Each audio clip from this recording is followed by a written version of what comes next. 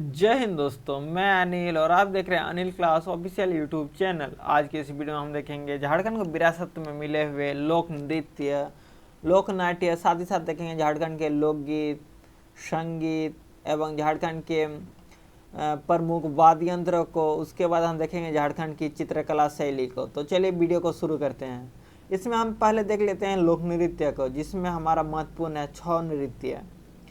यह अंतर्राष्ट्रीय तथा राष्ट्रीय समान रूप से विख्यात है, क्योंकि यह नृत्य उस समय के राजकुमार जो कि 1938 ईस्वी में थे, राजकुमार सुधेंद्र नारायण सिंह, उन्होंने खुद प्रस्तुत दिया था इंग्लैंड में।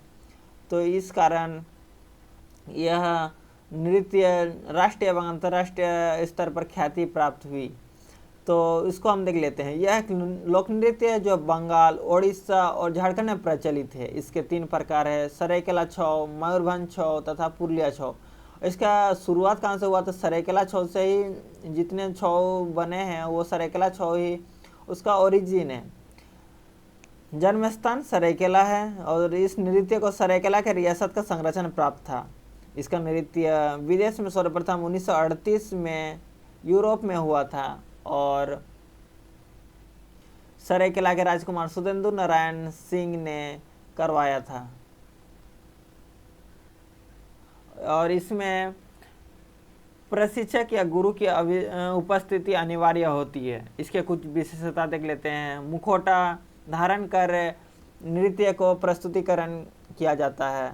बिना संवाद के अभिनय द्वारा भाव व्यक्त किया जाता है, अर्थात इसमें ना मंचन दूसरे करते हैं और संवाद दूसरा का रहता है। जो मंचन करते हैं वो केवल अपना नाच और भाव व्यक्त करते हैं, लेकिन जो संवाद होता है वो दूसरा कोई देते हैं, उसके अनुसार ये भाव व्यक्त करते हैं। इसका तीसरा विशेषता है कि पौराणिक और ऐतिहासिक कथाओं का मंचन किया जाता है एक साथ।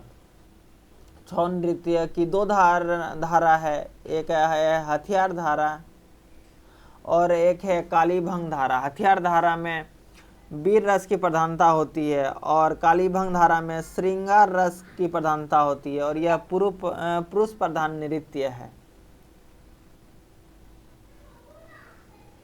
अगला है जदुर नृत्य। इसका आरंभ कोलोन सिंह बोंगा पर्व अर्थात फागुन माह से मनाया जाने वाला पर्व है। सरहुल पर्व अर्थात चैत्र माह के शुक्ल पक्ष तृतीया तक चलने वाला पर्व है। यह स्त्री पुरुष का सामूहिक नृत्य है। इसका अन्य नाम है निरसुंस्को। इसका अगर किस जनजाति में किया जाता है तो इसका इम्पोर्टेंट होगा कि उरांव जनजाति में किया जाता है। अब है जनी शिकार। इसको जपी शिकार भी कहा जाता है। इसका आरंभ सरहुल माह के सरहुल पर्व अर्थात चैत्र माह के शुक्ल पक्ष तृतीया के बाद से शुरू होता है और आषाढ़ी पर्व तक मनाया जाता है। अगला है कर्मा या लहसा नृत्य। इसका आरंभ आषाढ़ी पर्व के बाद आरंभ होता है और सहराय पर्व अर्थात कार्तिक माह के अमावस्या तक मनाया जाता है। इसमें प्रधान अवसर पूछा जाता है तो इस कर्मा पर्व होता है। कर्मा पर्व में करम डांस किया जाता है। इस नृत्य को लोसा नृत्य के नाम से भी जाना जाता है। और एक इम्पोर्टेंट है इसमें कि नृत्य में 8 पुरुष तथा 8 स्त्रियां होती है। 8 पुरुष या 8 स्त्रियां होती है।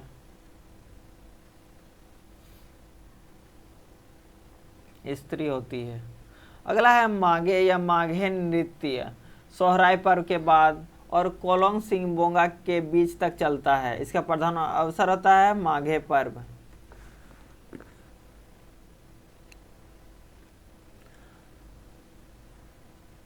अगला है पाइका नृत्य। पाइका नृत्य हम देख लेते हैं। यह एक ओजपूर्ण नृत्य है और इसमें नर्तक सैनिक वेश धारण कर नृत्य करते हैं। यह एक पुरुष प्रधान नृत्य है।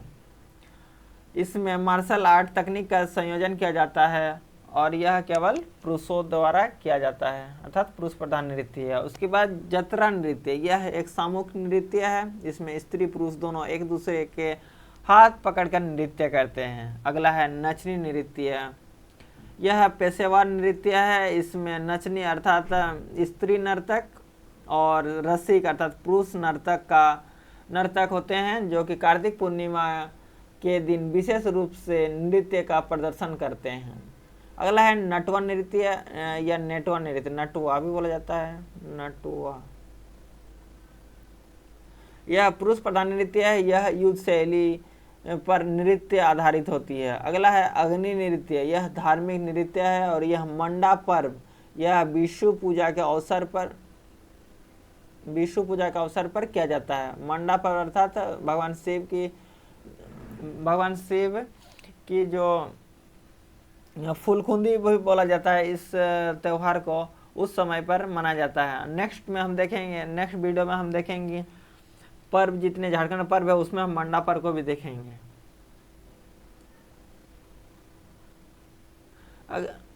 और अब देख लेते हैं करिया झूमर नृत्य। स्त्री प्रधान नृत्य है। इसमें स्त्रियां एक दूसरे का हाथ डालकर नृत्य करती है। अगला है कठोरवा नृत्य।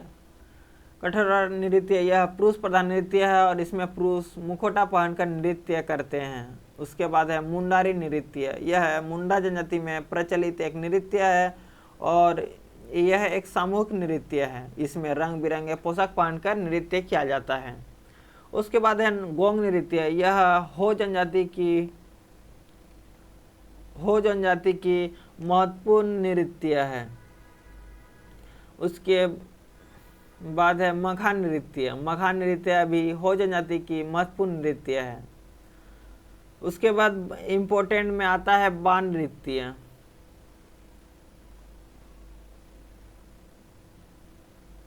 बाण नृत्य जो होता है ना, वह एक हो जनजाति का ही इम्पोर्टेंट नृत्य होता है और इसमें स्त्री और पुरुष सम्मिलित होकर सरहुल के अवसर पर गायन तथा नृत्य करते हैं। और एक होता है बाहा नृत्य, जो कि संथाली का है। बाहा होता है, एक ये बाह है और एक बाहा होता है, वो संथालों का महत्वपूर्ण नृत्य होता है। इसमें साल एवं महुआ के फूलों का समारोह पूर्वक प्रयोग कर नृत्य किया जाता है। और एक होता है डोमकच नृत्य।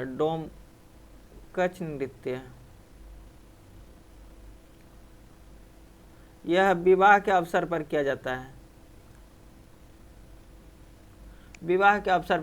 अब हम देख लेते हैं झारखंड के प्रमुख लोकनाट्य को। झारखंड में लोकनाट्य मांगलिक अवसरों, विशेष पर्वों तथा कभी कभी मनोरंजन की दृष्टि से भी आयोजित किया जाता है। झारखंड में प्रचलित नाट्य निम्न प्रकार है, तो हम उसको देख लेते हैं कौन कौन से है। सबसे पहले देख लेते हैं जट जाटिन। इम्पोर्टेंट है जट जाटिन। प्रत्येक वर्षावन माह से कार्तिक माह के पूर्णिमा तक किया जाने वाला नृत्य है। इसमें केवल कुंवारी लड़की अर्थात अविवाहितों द्वारा अभिनीत किया जाता है और इस नाट्य में जट जाटिन के वैवाहिक जीवन को प्रदर्शित किया जाता है। अगला है भकुली बंका। दोनों सेम है, भकुली बंका जट जाटिन जो है सेम है।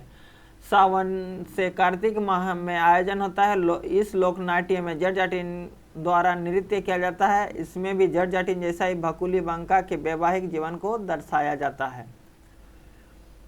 भकुली का अर्थ होता है पत्नी,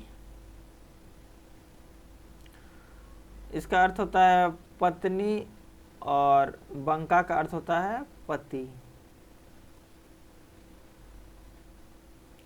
अब हम देख लेते हैं सामा चकेवा। यह लोक नृत्य कार्तिक माह के शुक्ल पक्ष में किया जाता है।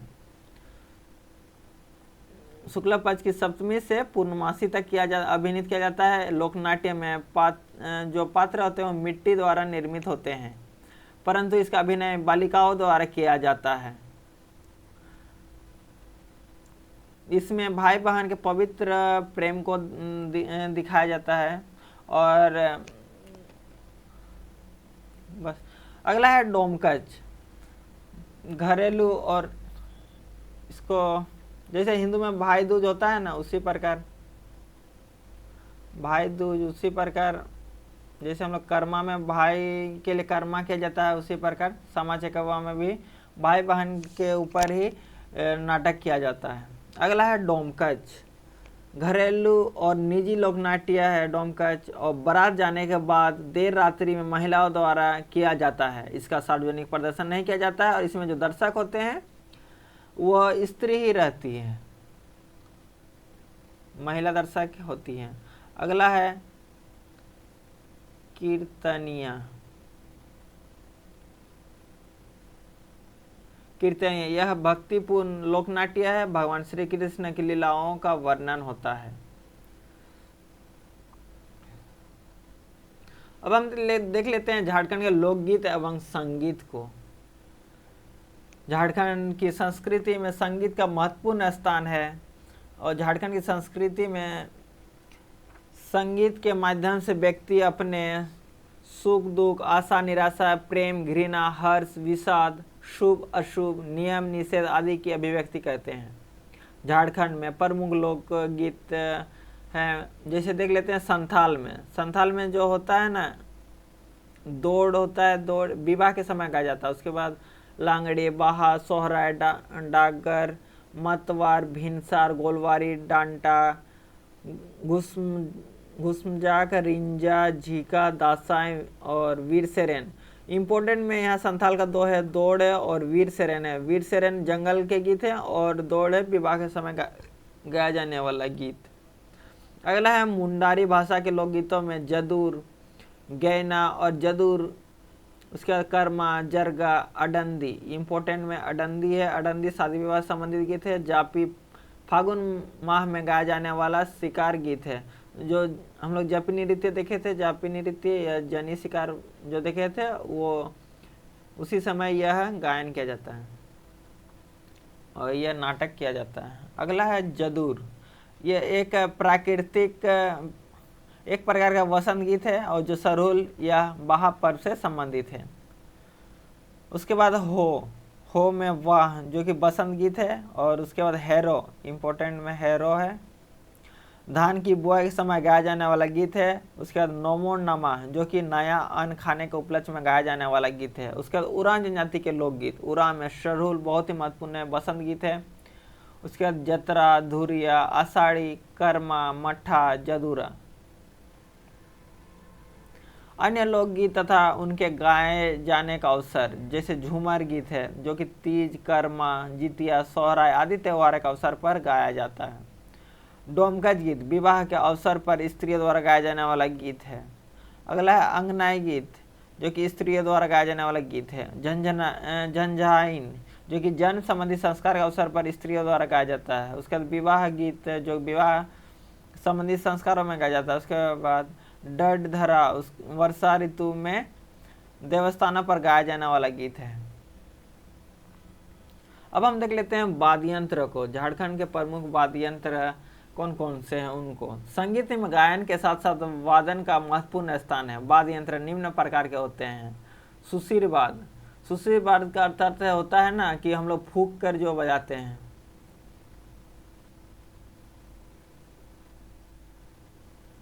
फूंक कर बजाने वाला, तो इसमें हमारा आ जाता है जैसे बांसुरी, सहनाई, सिंगा तथा शंख। तंतुवाद, तंतुवाद का अर्थ होता है कि मतलब एक धागा बंधा रहेगा और उसको बजाया जाता है। तालवाद, तालवाद का अर्थ होता है ठोक कर बजाया जाने वाला गीत, इसमें आता है। तो सुशीरवाद में हमारा ये सब आता है। तंतुवाद में हमारा आता है एक तारा, जुआं, केंद्री, टूला। तालवाद अर्थात ठोक कर बजाने वाला, ठोक कर बजाते हैं मांदर, ढोल, ढाक, नगाड़ा, धमसा, करहा, जूड़ी, नगरा, ढप, खजरी, डमरू, काटी, झाल, घंटा। सुशीरवाद, सुशीरवाद जो कि हम लोग फूंक कर बजाते हैं, जैसे कि इससे झारखंड में सुशीरवाद में सर्वाधिक लोकप्रिय है बांसुरी। सहनाई झारखंड में लोकप्रिय, इससे पूजा पाठ, मांगलिक अवसर पर बजाया जाता है। और छौ, नटवा, पाइका नृत्य में इसकी आवश्यकता होती है। उसके बाद हमारा आ जाता है सिंगा या सिंघा, इसका निर्माण भैंस या बैल के सींग से होता है और सींग के नुकीले सिरे पर एक छिद्र करके वहाँ मुंह में से फूंक कर या मारकर बजाया जाता है। छौ नृत्य में सिंगा का प्रयोग किया जाता है। शिकार के समय पशुओं को खदेड़ने के समय इससे बजाया जाता है। अगला है मदन भेरी। यह एक सुशीर वाद्य है। इसका वादन ढोल, बांसुरी, शहनाई आदि के साथ सहायक रूप से बजाया जाता है। इसका निर्माण लकड़ी की नली के अग्रभाग में पीतल की नली जोड़कर बजाया जाता है। मदन भेरी जो होता है,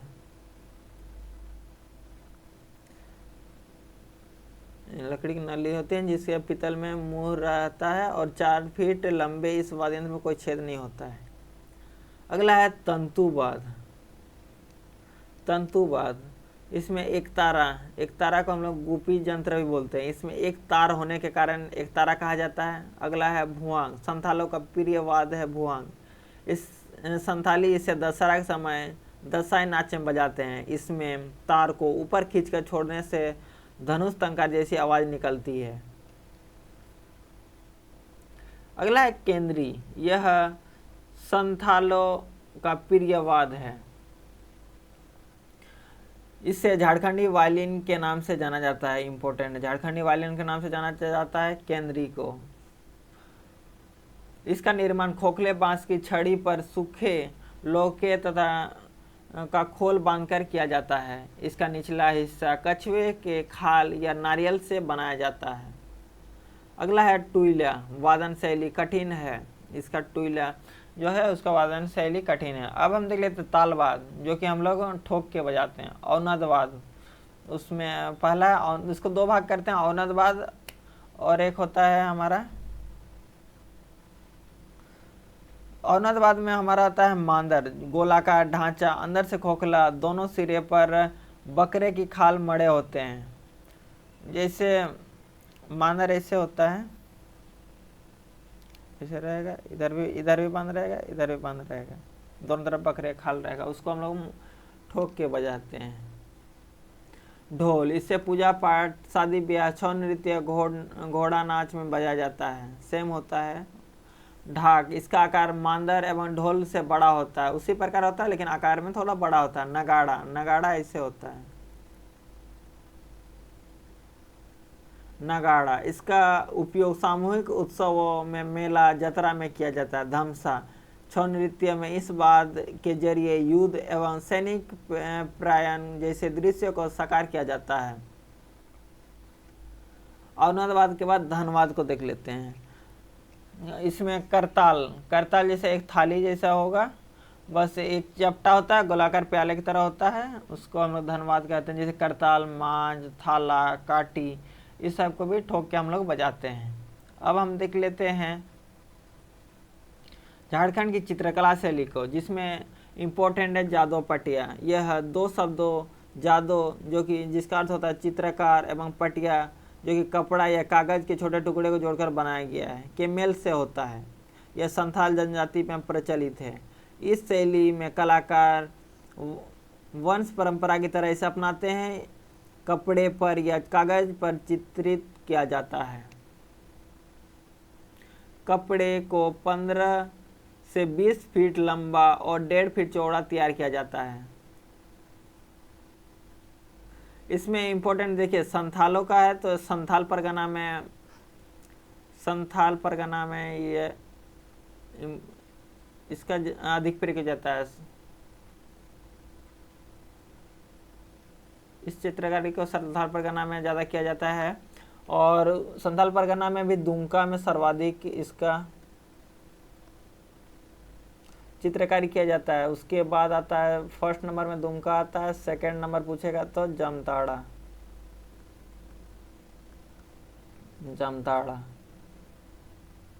अब हम देख लेते हैं सोहराय चित्रकला। सोहराय पर्व से जुड़ी चित्रकारी है।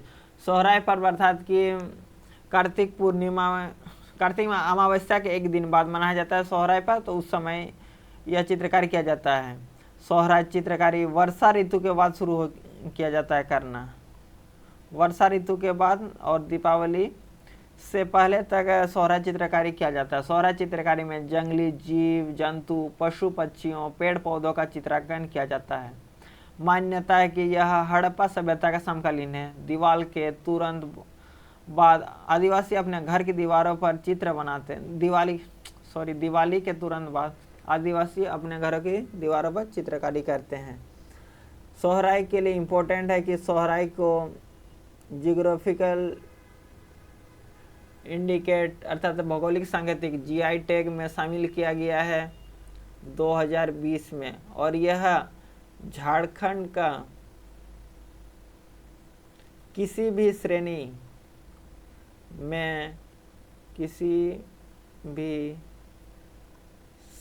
में प्रथम है। झारखंड में किसी चीज को पहली बार जीआई टैग दिया गया है, वो है कि सोहराई चित्रकला और कोहबर चित्रकला को दिया गया है। सोहराई चित्रकारी में कला देवता, प्रजापति या पशुपति का चित्र मिलता है। उसके बाद हम देख लेते हैं कोहबर चित्रकारी। कोहबर चित्रकारी फारसी भाषा का शब्द कोह अर्थात गुफा और उसके बाद बर जिसका अर्थ होता है दूल्हा या विवाहित युगल से, तो इसका दोनों मिलाकर होता है। कोहबर का अर्थ होता है कि गुफा में विवाहित जोड़ा विवाह के मौसम में की जाने वाली चित्रकारी है, और बिरहोर जनजाति इस कला में निपुण होते हैं।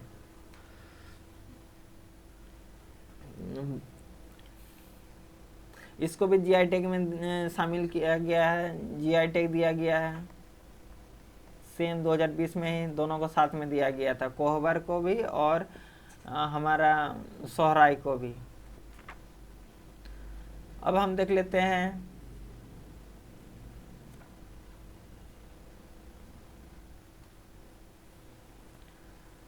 जो कोहबर और सोहराई है उस दोनों में क्या अंतर है। तो कोहबर में हम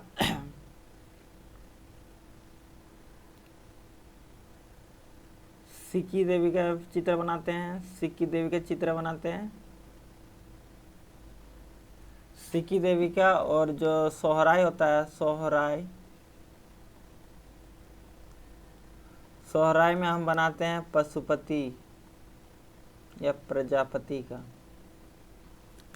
और एक इम्पोर्टेंट है इसमें है कि कोहबर में हम स्त्री पुरुष का चित्रण करते हैं, स्त्री पुरुष का चित्रण करते हैं, और इसमें हम करते हैं जीव जंतु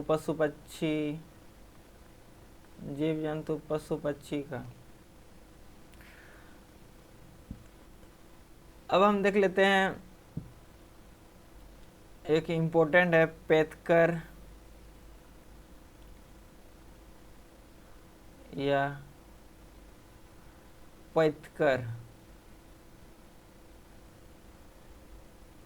पैतकर चित्रकारी।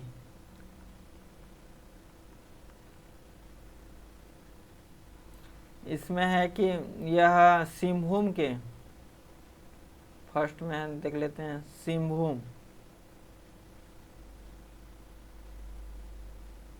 सिंहभूम के अमादुबी एक गांव है, वहाँ पर इसका सर्वाधिक प्रयोग किया जाता है, वहाँ पर सर्वाधिक बनाया जाता है, और इसलिए उस गांव का नाम ही पैतकर गांव रखा गया है।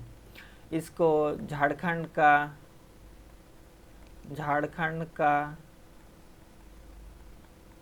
स्क्रॉल चित्रकला भी कहा जाता है।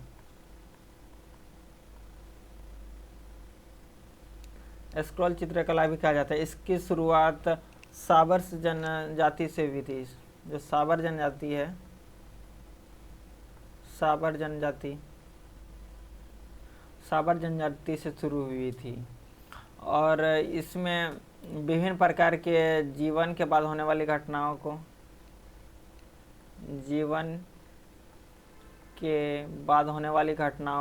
बताया गया है। होने वाली घटनाओं को दर्शाया जाता है। तो दोस्तों वीडियो कैसा लगा कमेंट बताएं, वीडियो पसंद आए तो लाइक शेयर करें और इस तरह के वीडियो पाने के लिए चैनल को सब्सक्राइब करें। वीडियो देखने के लिए धन्यवाद। जय हिंद।